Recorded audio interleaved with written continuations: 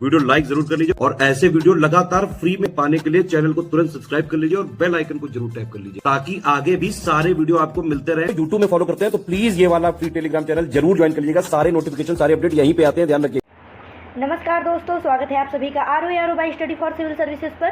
तो दोस्तों हम लोग देख रहे हैं आपकी आरओ एग्ज़ाम के लिए प्रीवियस ईयर पेपर, जो कि आपके एग्ज़ाम के लिए बहुत ज़्यादा इंपॉर्टेंट है। तो अभी तक हम लोग ज्योग्राफी का देख रहे थे, तो चलिए उसको कंटिन्यू करते हैं। पहला सवाल है फिर कि निम्नलिखित घटनाओं पर विचार करिए, उनको कालक्रमानुसार व्यवस्थित कीजिए। सबसे पहले भारतीयों द्वारा चीनी उद्योग का विकास, फिर रिषड़ा में प्रथम जूट मिल का प्रारंभ, भारत में स्टील का प्रथम बार उत्पादन और मुंबई में प्रथम कपड़ा मिल का प्रारंभ। तो देखिए, सबसे पहले हुआ मुंबई में कपड़ा मिल का प्रारंभ, फिर है प्रथम जूट मिल, उसके बाद है स्टील, फिर है चीनी उद्योग का विकास। तो ये क्रम सही है। फिर सूची 1 का सूची 2 से मिलान करना है। दिया गया है खनिज और उद्योग जिसमें बड़े पैमाने पर उपयोग किया जाता है। चूना पत्थर का उपयोग होता है सीमेंट में, कॉपर तांबा का बिजली के सामान में, बॉक्साइट का हवाई जहाज के निर्माण में और मैग्नीज का इस्पात है। फिर जीवाश्म ईंधन के बाद भारतवर्ष की ऊर्जा आवश्यकताओं की पूर्ति के लिए दूसरा सबसे बड़ा स्रोत कौन सा है? तो जीवाश्म ईंधन के बाद है सौर ऊर्जा। ठीक है, आगे बढ़ते हैं। दिया गया कि निम्नलिखित में से कौन सा लौह इस्पात संयंत्र जो है वो नदी तट पर स्थित नहीं है? भिलाई, बोकारो, जमशेदपुर या फिर भद्रावती। तो इसमें देखिए भिलाई जो है ये नदी तट पर स्थित नहीं है। अगला है समुद्री तूफान तौकते किस सागर से उत्पन्न हुआ? तो तौकते जो समुद्री तूफान चक्रवात आया था वो था अरब सागर से उत्पन्न हुआ था। फिर है निम्नलिखित में से कौन सा सही सुमेलित नहीं है? रबड़ का थाईलैंड सही है, जैतून स्पेन है, गन्ना ब्राज़ील है, लेकिन कहवा जो है वो मंगोलिया नहीं है।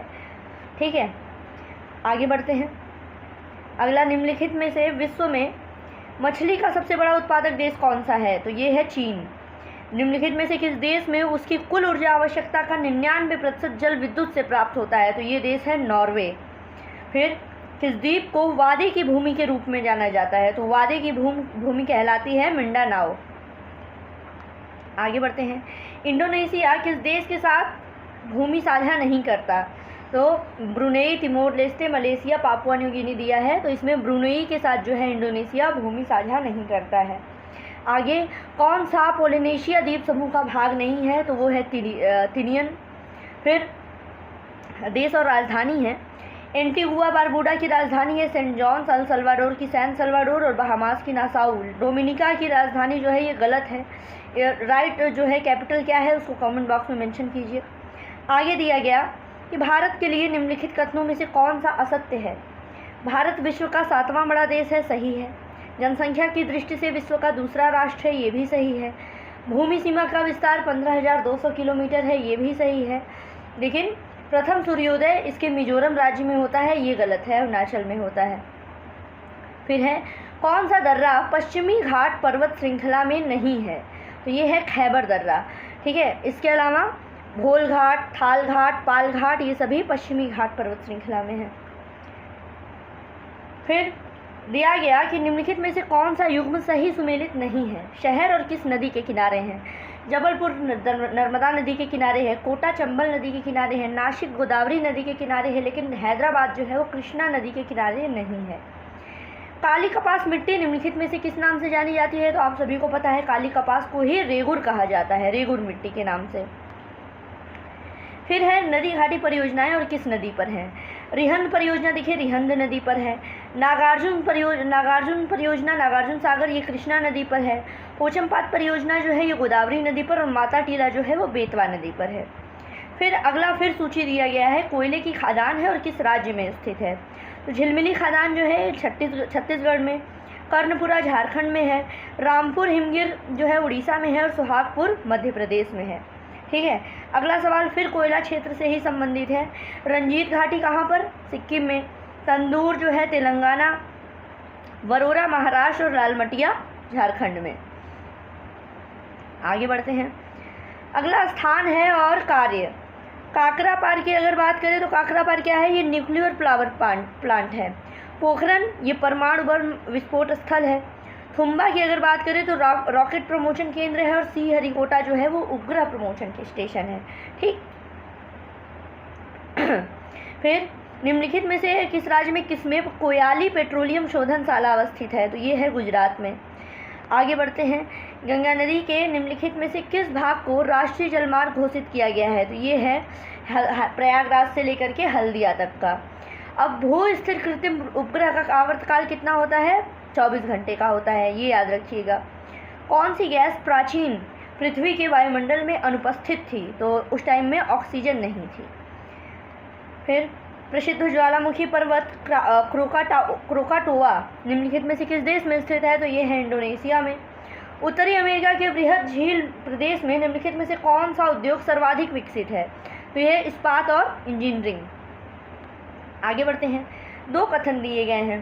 दिया गया कि अर्जेंटीना में खेती के लिए पंपास का मैदान मुख्य क्षेत्र है, सही बात। और यहाँ पे पंपास की जो उपजाऊ मिट्टी और शीतोष्ण जलवायु फसल और घास उगाने के लिए बहुत उपयोगी है। दोनों कथन बिल्कुल सही और सही व्याख्या भी है। अब कौन सा सुमेलित नहीं है? बॉन जो है राइन नदी के किनारे, कायरो नील नदी के किनारे, न्यूयॉर्क हडसन नदी के किनारे, लेकिन वियना जो है वो वोल्गा नदी के किनारे स्थित नहीं है। फिर निम्नलिखित में से कौन सा राज्य सर्वाधिक लंबी तटरेखा वाला राज्य है? तो ये है गुजरात। निम्नलिखित शैल समूहों में कौन भारत में सबसे अधिकतम मात्रा में कोयला प्रदान कर रहा है? तो ये है गोंडवाना। गोंडवाना शैल समूह जो है सबसे ज़्यादा कोयला देता है। अब जरवा जनजाति के बारे में पूछा गया है, कहाँ पे पाई जाती हैं? तो ये अंडमान निकोबार में। फिर है कौन सा राज्य जो है कर्क रेखा से नहीं गुजरता है? ठीक है, तो इसमें देखिए मणिपुर है। कर्क रेखा से गुजरने वाले जो राज्य हैं उनका नाम आप लोग बताइए। देखिए जैसे गुजरात है, राजस्थान है, ठीक है, छत्तीसगढ़ हो गया, उसी तरह उसमें लेकिन मिज़ोरम नहीं है, ये याद रखिएगा। आगे चित्रकूट जलप्रपात निम्नलिखित में से किस नदी पर है? तो ये इंद्रावती नदी पर है। आगे बढ़ते हैं। कुमायूं हिमालय किन नदियों के बीच में स्थित है? तो कुमायूं हिमालय जो है वो सतलज और काली नदी के बीच में स्थित है। आगे बढ़ते हैं। अगला, निम्नलिखित में से किस नदी भारत की नदियों में कौन है जो कर्क रेखा को 2 बार पार करती है? तो ये है माही नदी। भारत में मानसून की उत्पत्ति निम्नलिखित में से किस पवनों के द्वारा होती है? तो दक्षिण पश्चिम पवन जो है ये भारत में मानसून की उत्पत्ति करते हैं। नीली क्रांति किससे संबंधित है? तो मछली उत्पादन से है।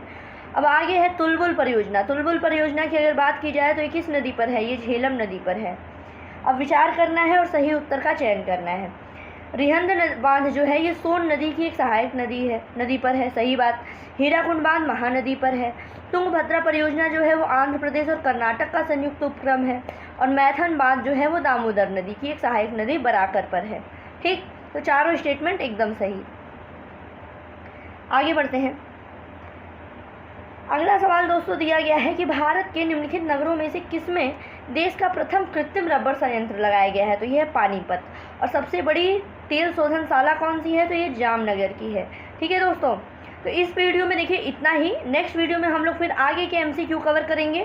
साथ ही साथ दोस्तों अगर आप लोग किसी भी एग्ज़ाम की प्रिपरेशन कर रहे हैं, जैसे RO की, PCS की, PCS में आपका UP PCS हो गया, बिहार PCS है, MP PCS, Uttarakhand PCS, Rajasthan PCS, तो इन सभी के लिए आप दिए गए नंबर पे कांटेक्ट कर सकते हैं। इसके अलावा अदर एग्ज़ाम जैसे SSC का एग्ज़ाम है, UPSI का एग्ज़ाम है, पेट का एग्ज़ाम होने वाला है, तो अगर आप इनका पेड ग्रुप चाहते हैं, अपना कट ऑफ क्लियर करना चाहते हैं, तो स्टडी फॉर सिविल सर्विसेज का पेड ग्रुप ज्वाइन कर सकते हैं।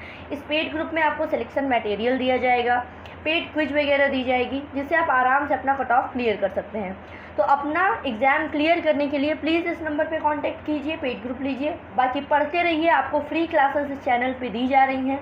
ठीक है, काफ़ी ज़्यादा कंटेंट इस चैनल पे दिया गया है, तो इसको भी शेयर कीजिए, पढ़ते रहिए। God bless you all.